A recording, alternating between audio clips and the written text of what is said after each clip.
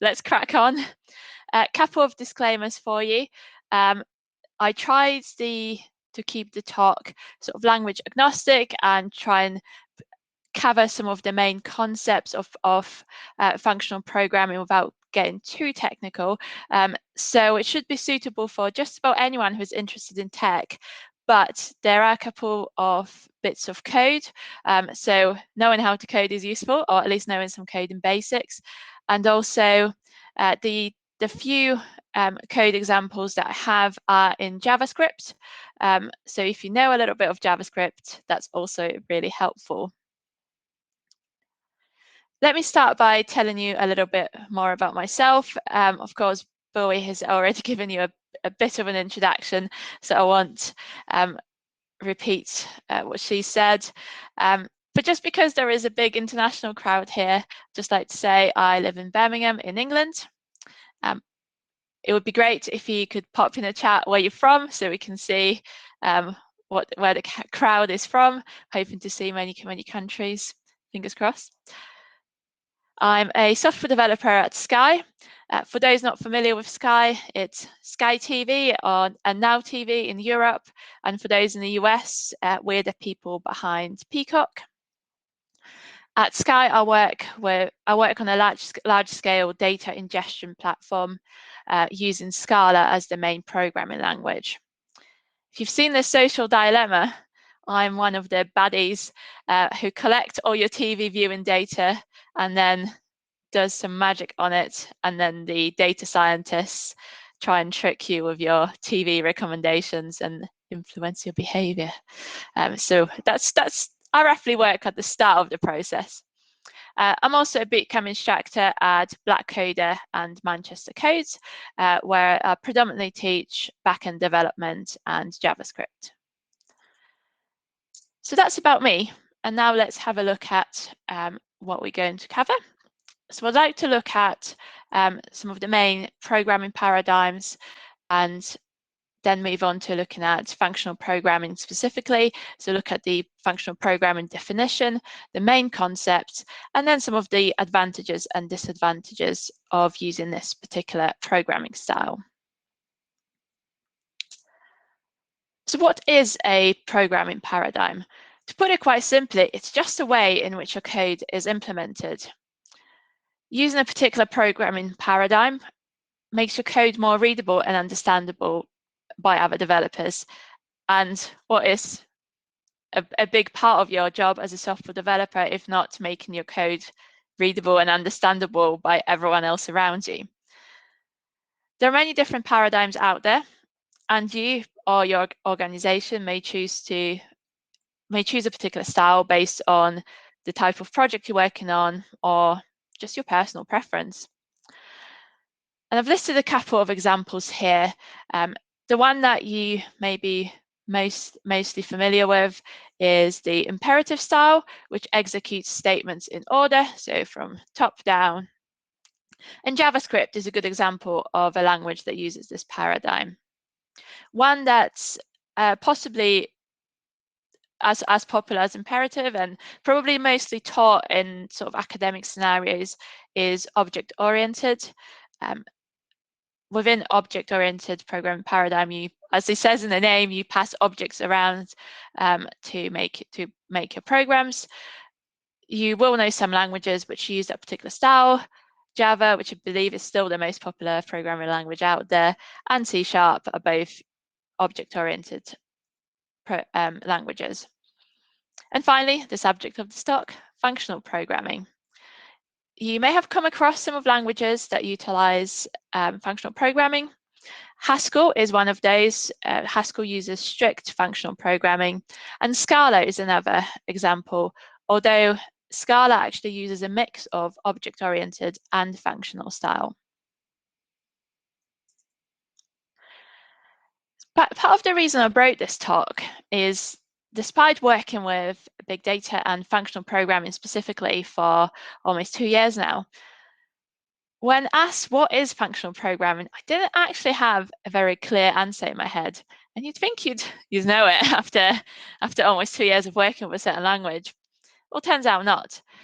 So what I did, as any good developer would, is I Googled the simple question of what is functional programming definition. And then I selected the first result in Google, of course, which was Wikipedia, of course. And I found this definition. Now I'd like to read this definition to see if it actually makes sense to you. Functional programming is a programming paradigm where programs are constructed by applying and composing functions. All right, so far so good. We make programs with functions. It's a declarative programming paradigm in which function definitions are trees of expressions that map values onto other values rather than a sequence of imperative statements which updates the running state of the program. Okay, if this made sense to you, congratulations, you are probably too advanced for this talk. You're free to mute me or go and check out some other talks. But if you're just as confused as I am by this definition, that's great, because you can hang on and we can look at some of the main functional programming concepts, which would hopefully clarify exactly what the definition means. My next step in research of functional programming, of what is functional programming, is looking at some of the functional programming concepts. And again, the internet's divided. If you Google functional programming, there will be a list of different fundamental concepts. You'll see sort of 8 concepts, 5, 7, 8. So there's definitely a bit of a difference of opinion. But what I've done, actually, I've just had a look at many resources and also sort of thought back to my experience and actually brought together some of the most common and the main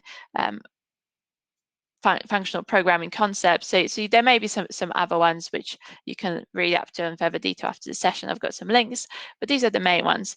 And those are pure functions, immutability, functions as first-class citizens, recursion, and lazy evaluation. Now let's look at those in a bit more detail. And I'm going to start with pure functions. So what does pure actually mean? Well, the definition of a pure function is also split into 2 different sections. The one side of it is that a pure function must be deterministic, and that means that given the same input, the output is always going to be the same. No matter how many times you run this function, the output would always be the same given the same input. Looking at this, my little fake function, double me, our input is an x. All the function does is takes the x as an argument and then returns 2 times x. So it doubles x, as it says in the name. Good developer here, giving it good naming. And that function is deterministic. Let's look at an example of 5. If I pass 5 as an argument into this function, it will always be 10. Doesn't matter if I run it 5 times, 20 times, or 1,000 times. 2 times 5 is 10. That will always be the same. And that's a deterministic function. So that's all it is. And the other side of it is that there cannot be any side effects to this function. Our function here is, it does a simple job. It takes an input, gives us an output, and that's all it does. So there's no side effects. But what if something's wrong with your program and you need to do a bit of console logging or print lining or system out print, depending on your language? And so you add a statement before your return value. Well, that's a side effect. So if you have any side effects to your function is not pure. So that's really it to pure functions. They have to return the same value given the same output and cannot have any side effects. Now, before I move on to the next concept, I'd just like to give you a little bit of food for thought. How hard do you think to write a complex function without any side effects? I'm not expecting answers now. I'm not looking at the chat, but just just think about it, and we'll talk about some of the advantages and disadvantages of functional programming later on. There is also another concept I like to look at before moving on to the next principle, and that's referential transparency. And the reason I bring it up is because ideally your pure function should also be referentially transparent. Referential transparency is a mathematical concept, and I apologize to anyone who's scarred by high school maths. I promise I'm keeping this one brief. It's something that's good to be aware of. The principle of referential transparency simply means that a function can be replaced by its value without changing the outcome of the program. And I use a simple mathematical equation to illustrate this point. Imagine this is our program, this full equation.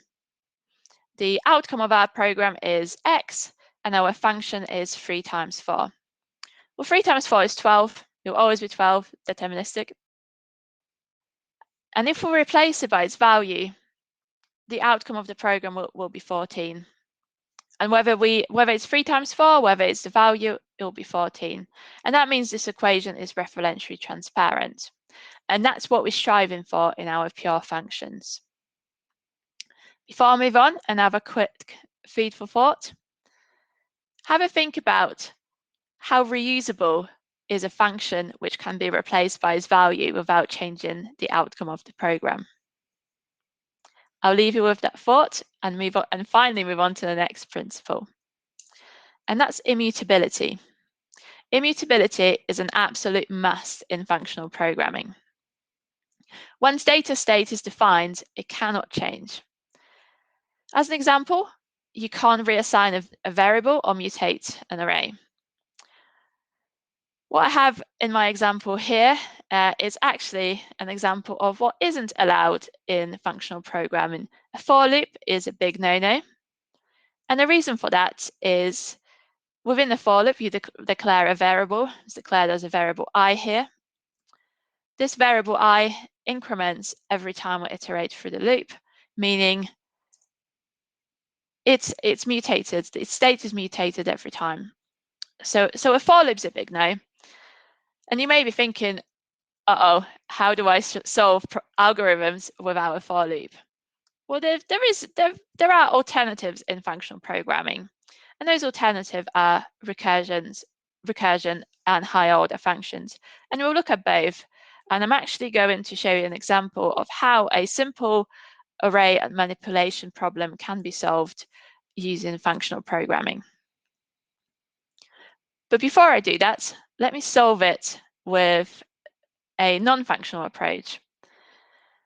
So let's look at the problem. This is my array, simple array of integers, nothing special about it. And what I want to do is I want to return a new array which has these integers but doubled, or has double values of these integers. Turns out I like to double numbers. So in a non-functional approach, I would probably create an empty array. I would then use a for loop to iterate over my existing array.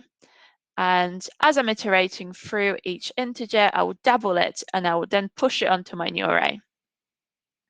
There are probably many ways of solving this exact scenario in a non-functional approach, but this is one that was most obvious to me. You may feel differently, and that's fine. So now let's look at how I would solve this in a functional manner. Well, I would use a higher order function. And if you are familiar with JavaScript, you will be familiar with some higher order functions. For example, map, filter, and reduce. And that's exactly what I do.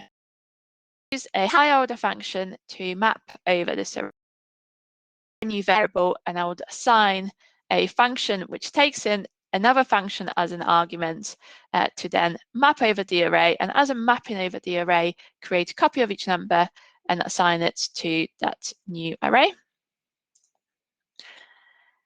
And the result's the same, because all I've done is double the numbers that are assigned to the new array. But the functional approach, you may have noticed, took 1 line as opposed to 4 lines in a non-functional approach. I did just have to check that I had 4 fingers up.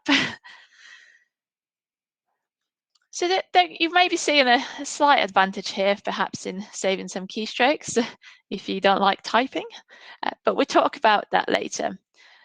What we should talk about next is functions as first-class entities. And what that really means is that functions are treated as values and data. So functions can be assigned to variables and constants, as we have just seen. Functions can be passed as parameters to other functions, as we have just seen. And they can also be returned as results from functions. And we'll briefly code out the name of the function, which takes in other functions as arguments and also returns them as the result. And that's a higher order function. So a higher order function can take a function as its argument, and it can also return a function as a result. And as I mentioned earlier, if you are a JavaScript expert or even a beginner, you would have seen map, filter, and reduce. These are all higher order functions, and the reason for that is they take in functions as their parameters or their arguments. Just to really illustrate the point, I've added another code example for us to look at. And my trusty array is back. It's exactly the same array, but this time all I want to do is I'd like to return a new array which only keeps the integers which are larger than 5. And the functional approach using the higher order function of filter is quite slick. Just a one-liner, I would filter the array, so run this function on the array, and that which would then take a second function as its parameter, which is simply an arrow function in JavaScript, which specifies the condition which numbers need to satisfy. So for each number, the number has to be larger than 5 for it to be kept. And that's the result. And what I also wanted to bring your attention to as well is that although I ran this filter function on the array, it does not amend or mutate the original array. It keeps it the same. It simply creates a copy in a new array, meaning we're sticking both with the immutability principle. So the original array is not changed, and also we are using the principle of data as first-class citizens. And the next concept is recursion. Recursion is an incredibly useful concept in functional programming. For those not familiar with recursion, it's just a particular type of function which calls itself until it reaches a desired condition. A little bit like the nested dolls. You keep opening it until you get to your smallest doll, the last one, or your base case in programming as it happens. Although you must be careful using recursion. Recursion can be quite dangerous, and the reason for that is that if you don't specify your base case properly, if you don't have that tiny doll in your last tiny doll in your recursion, then it's going to run forever. There's nothing to stop it, and the only thing that will stop it is when you run out of memory, which could cost you quite a lot of money. So just bear that in mind. The example I have here is actually a brilliant example of what recursion shouldn't look like, because this function will run forever, which we don't want. But let's look at an example of a recursive function that actually works, or that's actually a good recursive function. Although I reserved judgment for you. So my function here is function add, and all it does, it takes in a number or an integer as an argument, and it returns the sum of each subnumber. So for number 5, what I want to return is the sum of 543210, which I think is 15, but don't hold me to that one. So that's all I want my function to do, just sum all the numbers. So let's just take a look at how that would work in practice. Okay, so I have my function, and when I call the function, I pass in a number 5. That's great. So, and then just have a simple if statement. And that's a really good way of starting your recursive call, is having a simple if statement which tells you what the base case is. It's always good to work out the base case first. So my base case is if a number is smaller or equals to 0, I want to return 0. So I know that's my base case. That's my tiny doll 0. And else I want to return the number plus and then call the function again.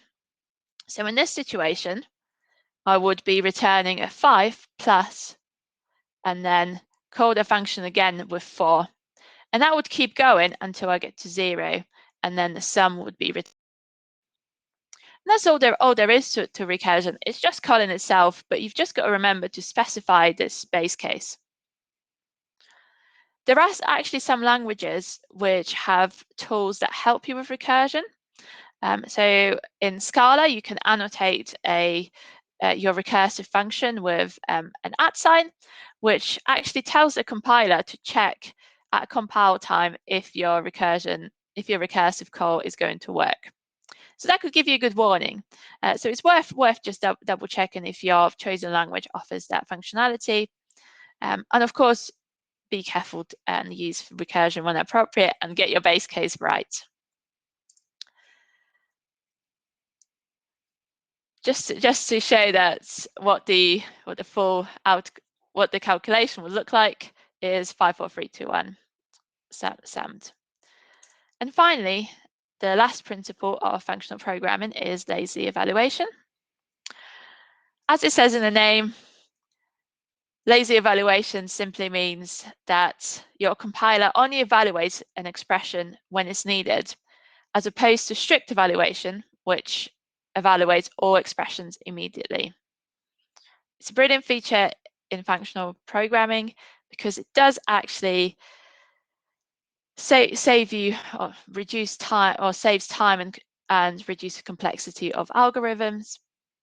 On the other hand, again, that it's one of those double-sided benefits, is that yeah, it's great, it saves you time and complexity of algorithms, but sometimes you may not actually see there is a bug in your code until you need the actual final result of your expression. So it works in both ways. All right, so we've covered all 5 principles of functional programming. So let's have another go at putting together a new definition of functional programming, hopefully one that makes a little bit more sense. And I've had a go at doing that myself. Of course, you are welcome to try doing that yourself as well. So what I came up with, and I hope that makes a bit more sense, is functional programming is a programming paradigm which focuses on using functions as its main driving mechanism. These functions should be pure, that means deterministic, and without any side effects. They must be treated like first-class entities. They should avoid shared state and mutable data. So that's it for our functional programming definition. I hope that made sense. And now that we know what functional programming is, let's look at some of the benefits of using functional programming. The first benefit is that it reduces bugs. So back when we were looking at pure functions, I asked you how easy or how difficult it is to write a function that's both deterministic and without any side effects. And well, you may be thinking, yeah, it's probably quite hard, especially if it has to return the same output every time you give it the same input. You can't have any side effects. Yeah, it's possibly quite hard, but it means that you know exactly what that function does, which means less bugs. Less bugs, ultimately less work. Can't go wrong with that, in my opinion. But that leads me nicely onto the next benefit, and that's that functions are simpler. Going back to the same question of how hard or how easy it is to write a function that's pure? Yeah, it's hard, and it's hard to make it complex, because if it's got to do a number of steps, then it's so much more harder to make sure that there are no side effects, that you'd get the same output given the same input every time, especially, for example, if you're having to generate a random number. Well, a random number is always going to be different, so that's not necessarily going to be pure. So, but it means that your functions are likely to be simpler, they're smaller, possibly more readability. But what having smaller functions certainly does is improve modularity of your code. And having modular code is great. I believe that's all we're striving for. There are smaller functions which are easier to read, and also, if you have more functions, your code's more modular, your test coverage is probably a lot better. So you probably have more unit tests that cover those individual components, those individual functions, rather than larger functions which require more testing in different ways. So your unit tests probably improve your test coverage.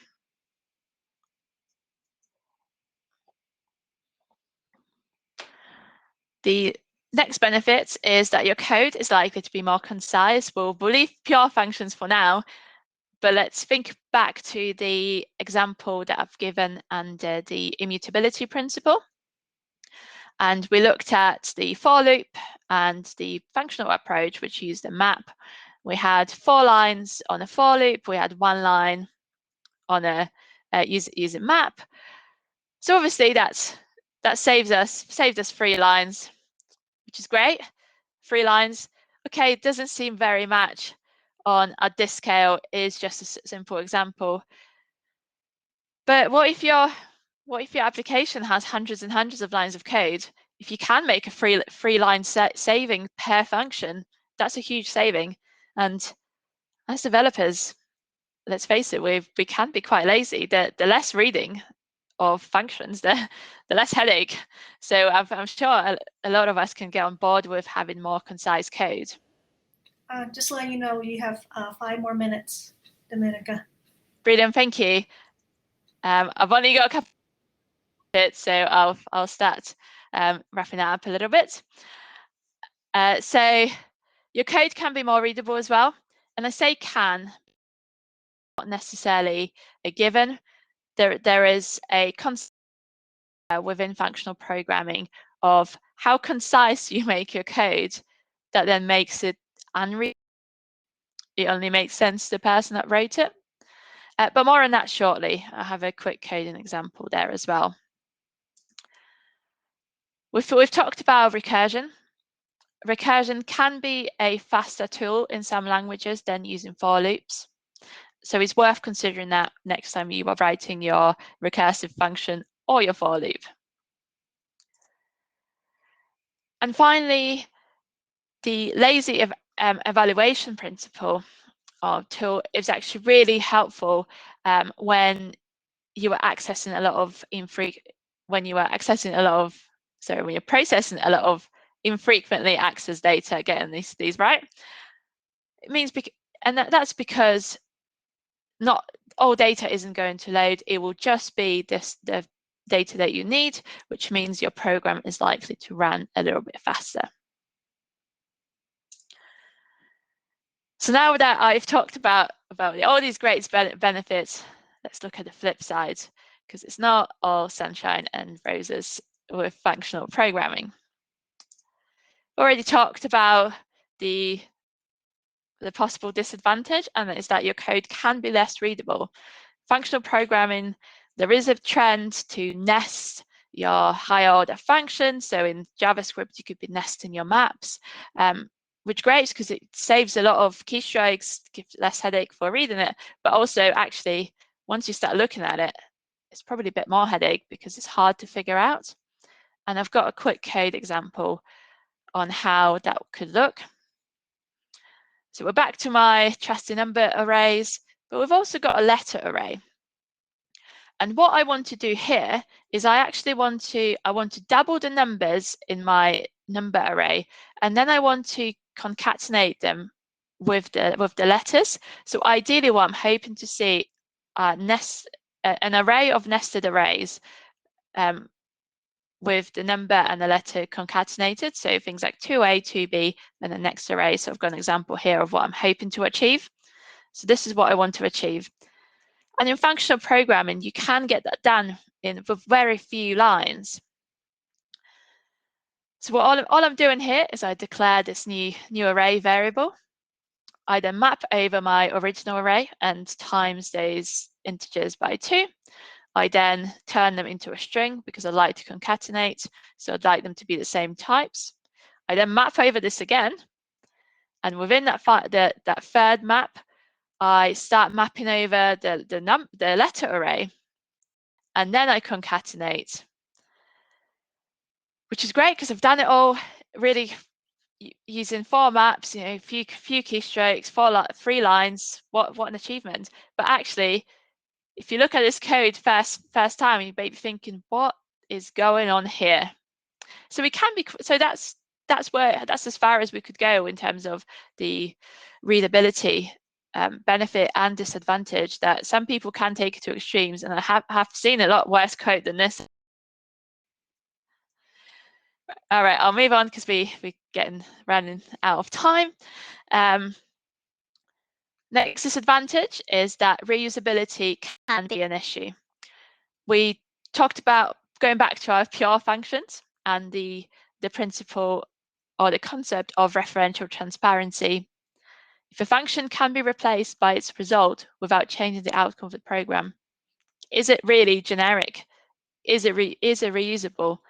Well, quite often not. So it's very difficult to write these functions to make them reusable. Of course, using higher order functions, so functions which take other functions arguments, is a good tool for that, because then you've got more of you can choose the functions that you pass into those expressions.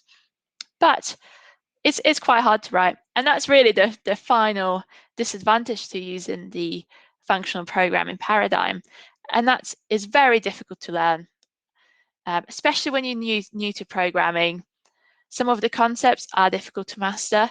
I've been working with Scala for almost 2 years now, and there's a piece of code, and it's potentially because I work with brilliant developers, is that I look at some of the code and I just want to cry. Like, what is going on here? I don't know. But it really swings and roundabouts, because sometimes I look at a piece of code and think, oh, this looks good. And then look at the annotations and see that I wrote it. It's like, whoa, is it really me? So it swings around about when you get a real sense of achievement when you write good code. And that's it for the disadvantages. So let me wrap up before I'm kicked off this session. So the 5 main fundamental concepts of functional programming are pure functions, immutability, functions as first-class citizens, and recursion and lazy evaluation. And that's all from me, so I'll be happy to answer some questions. Well, thank you, Dominika. That was a really excellent talk. There was a ton of engagement in the chat. So first of all, will you make your slides available? Yes, of course. Okay, so if you can post a link to that whenever you get a chance, I think people would love yes, certainly I will do. After the Q&A, I'll make my slides available and I'll pop a link in the chat. Great, thank you.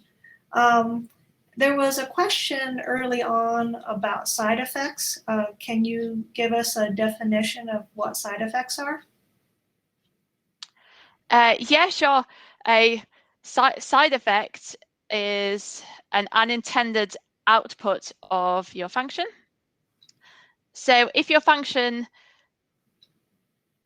does anything that changes the state of the program, that is a side effect. So your function should only return one thing. Anything else is a side effect. So things like writing to the console, even writing to files, that is also a side effect because it changes the state of the program.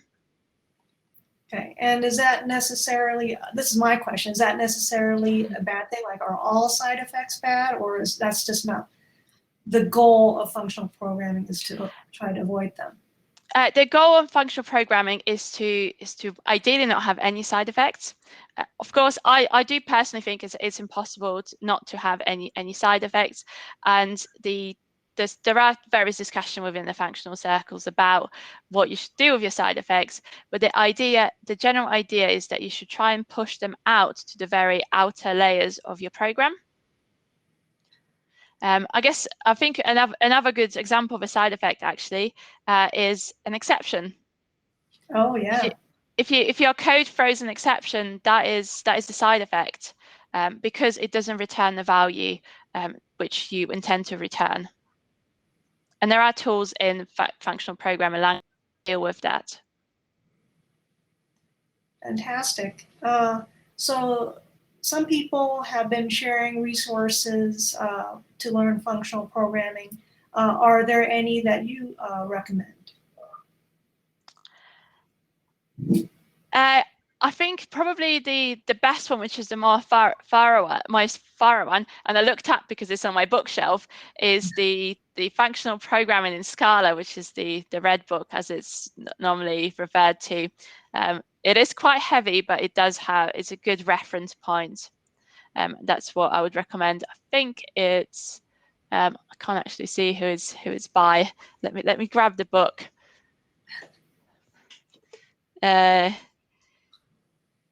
It's by Paul Cisuano.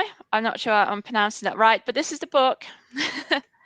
Well, what's it called again? I'll type it in. It's Functional Programming in Scala. Functional Programming in Scala. Okay.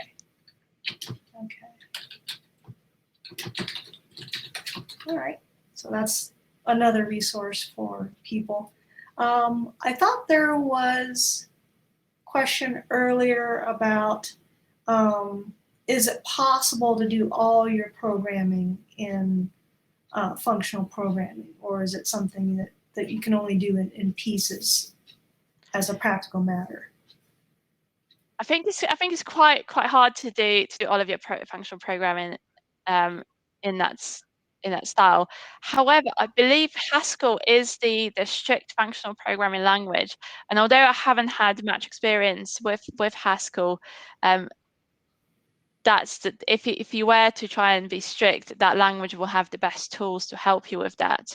I think some of the other programming languages do make it quite difficult, or at least they don't make it easy, because a lot of the sort of code behind the scenes actually isn't functional.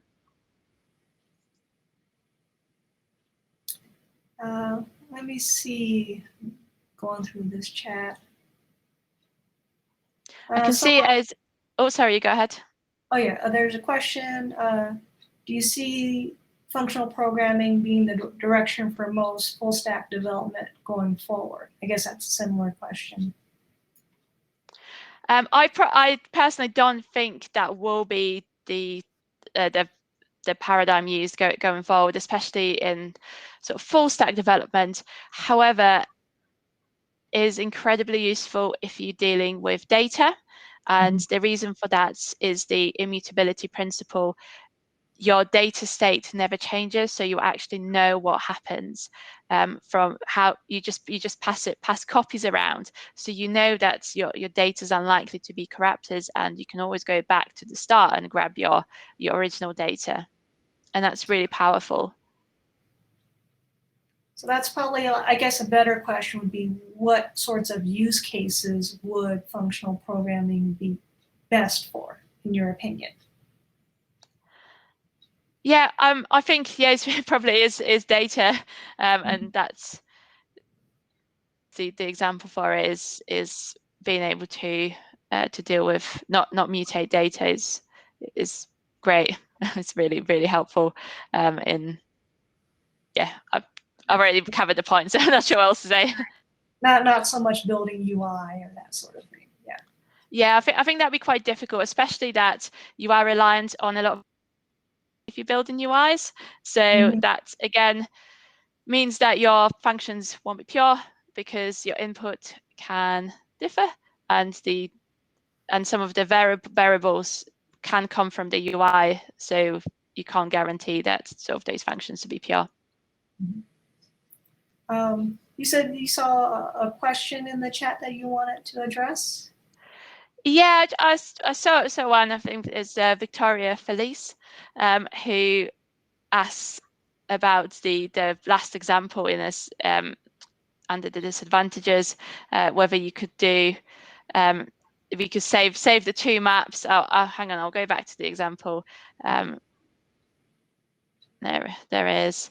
So she's asked whether you could consolidate the two map stages, and you certainly can.